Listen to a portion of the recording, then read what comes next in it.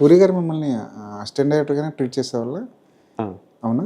అంటే అంటే అంటే సార్ పూరి గారు మిమ్మల్ని ఎలా ట్రీట్ చేసేవారు? అంటే మీరు మిమ్మల్ని ఒక పోస్టర్ డిజైనర్గా చూసేవాళ్ళ, లేదంటే ఒక క్రియేటివ్ పర్సన్గా చూసేవాళ్ళ? క్రియేటివ్ పర్సన్ కదా సార్. అంటే వెరీ షార్ట్ స్పాన్లో ఆయనతో నేను స్టోరీ డిస్కషన్స్లో కూర్చునే దానికి వచ్చా అంటే హార్డ్లీ 3 yearsలో ఒక క్లాప్ అసిస్టెంట్గా ఉన్నవాడిని ఆయనతో పాటు సిట్టింగ్స్లో కూర్చునే దానికి వచ్చాను. So definitely he saw that creative instincts in me. Yeah, assistant డైరెక్టర్కి మంచి పేరు ఉంటుందండి ఇండస్ట్రీలో. పూరి గారి దగ్గర పనిచేశారు కాబట్టి మీకు మంచి పేరు రావచ్చేమో, కానీ బయట కూడా అలాగే ఉంటుంది. చాలా మంది ఇంటరాక్ట్ అవుతుంటారు కదా. యా, పే పే మనీ పరంగా మరి మనీ అంటే పర్వాలేదు సార్. అప్పటి మీద ఇప్పుడు ఇంకొంచెం బెటర్. బెటర్గా బట్ పురి సార్ లేకపోతే పెద్ద డైరెక్టర్స్ ఎవరైనా కూడా స్ట్రక్చర్డ్గానే ఉంటాయి పే స్కేల్ అది కూడా. పూరి గారి నుంచి ఏం నేర్చుకున్నారు? పూరి గారి దగ్గర ఒక డిసిప్లిన్ సార్, డిసిప్లిన్ అను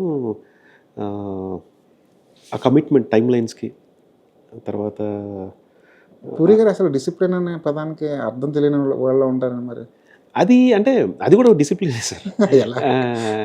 అంటే ఆయన ఒక గ్రాఫ్ గీసుకుని ఒక గిరి గీసుకుని ఉండరా? ఉండరండి. బట్ అంటే నేను అనేది వర్క్ ఓరియంటెడ్ సార్ వాళ్ళు.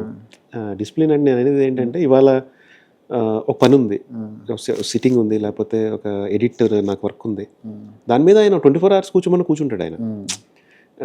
అంటే మీరు అన్నట్టుగా బయటకి ప్రొజెక్షన్ ఒక రెబల్ లాగా లేకపోతే ఒక బౌండరీస్ లేనట్టు ఉంటుంది కానీ, బట్ వర్క్ విషయానికి వచ్చి చూస్తే వాళ్ళు అదే బాక్స్లో ఉంటారు ఆయన. ఇవాళ ఈ పని ఉందంటే ఆ పనిలో ఉంటారు ఆయన, అసలు ప్రపంచాన్ని మర్చిపోతారు. సో అలాంటివి అంటే ఆయన ఇప్పుడు ఎడిట్లో ఉన్నారనుకోండి సార్, అసలు పొద్దున వెళ్తే ఎప్పుడో మిడ్-నైట్ వచ్చే వరకు ఆయన దాన్ని ట్రిమ్ చేస్తూ కూర్చుంటారు. లేకపోతే ఏదైనా ఏ క్రాఫ్ట్లో ఇన్వాల్వ్ అయినా అలాగే ఉంటుంది. ఆ కమిటెడ్గా ఉంటారు ఆయన.